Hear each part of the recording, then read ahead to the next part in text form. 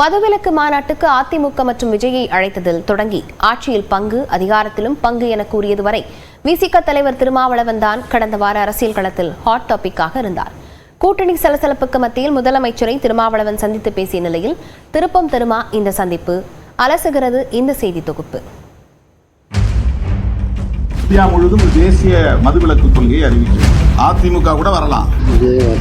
அவருக்கும் மது ஒழிப்பில் உடன்பாடு இருக்கும் இல்லையா? விடுதலை சிறுத்தைகள் கட்சிக்கு திராவிட முன்னேற்ற கழகத்துக்கும் இடையில் எந்த விரிசலும் இல்லை.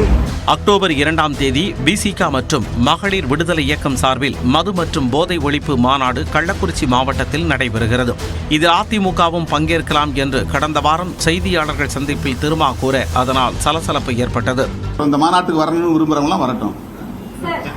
அதிமுக கூட வந்து பங்கேற்கலாம். அதிமுக கூட வரலாம்.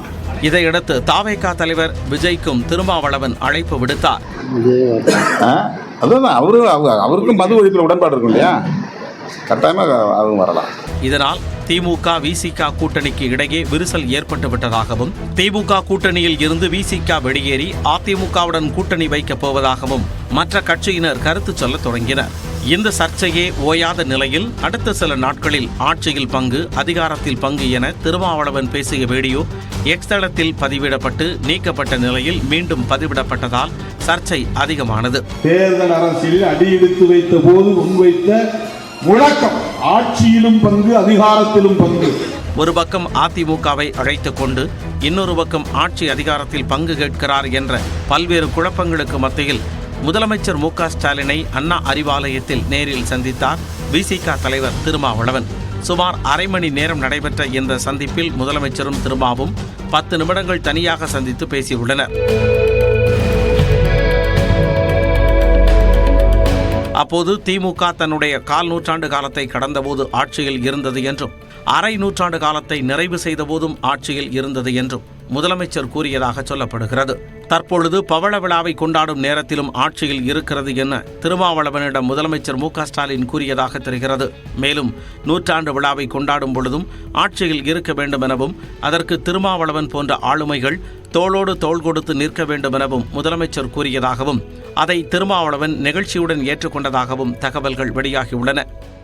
இதன்பின் செய்தியாளர்களை சந்தித்து பேசிய திருமா மது ஒழிப்பு மாநாடு தொடர்பாக முதலமைச்சரை சந்தித்ததாகவும், திமுக சார்பில் டிவிகேஎஸ் இளங்கோவனும் RS பாரதியும் மாநாட்டில் பங்கேற்பார்கள் என முதலமைச்சர் கூறியதாகவும் தெரிவித்தார். முதல்வர் அவர்கள் அந்த மனுவை படித்து பார்த்தார். திமுகவின் கொள்கைதான் மதுவிலக்கு கொள்கை, அதில் எந்த மாற்று கருத்தும் இல்லை.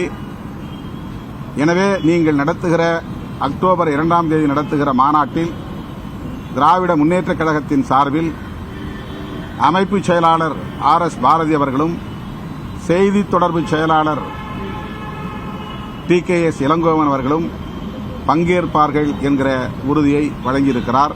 இந்நிலையில் நியூஸ் 18ற்கு பிரத்யேக பேட்டி அளித்த அவர், காலம் கணியும் போது ஆட்சியிலும் பங்கு, அதிகாரத்திலும் பங்கு என்ற நிலைப்பாடு குறித்து பேசுவோம் என சூசகமாக தெரிவித்தார் திருமா. இது எங்கள் கருத்தியல் சார்ந்த ஒரு நிலைப்பாடு. இந்த நிலைப்பாட்டில் நாங்கள் எந்த வழுவலும் நழுவலும் கொண்டிருக்கவில்லை. காலம் கணியும் போது இதை இன்னும் உரத்து பேசுவோம். எனவே வரும் சட்டமன்ற தேர்தலில் விசிக திமுக கூட்டணியில் தொடருமா அல்லது அதிமுக பக்கம் செல்லுமா என்பன போன்ற பல்வேறு கேள்விகள் எழுந்திருக்கின்றன. அரசியல் சதுரங்கத்தில் என்ன நடக்கப் போகிறது, காய்கள் எந்த பக்கம் நகரப் போகின்றன என்பதை வரும் நாட்களில் பொறுத்திருந்து பார்ப்போம். நியூஸ் 18 தமிழ்நாடு தொலைக்காட்சி செய்திகளுக்காக ஒளிப்பதிவாளர் பாண்டியனுடன் செய்தியாளர் செல்வகுமார்.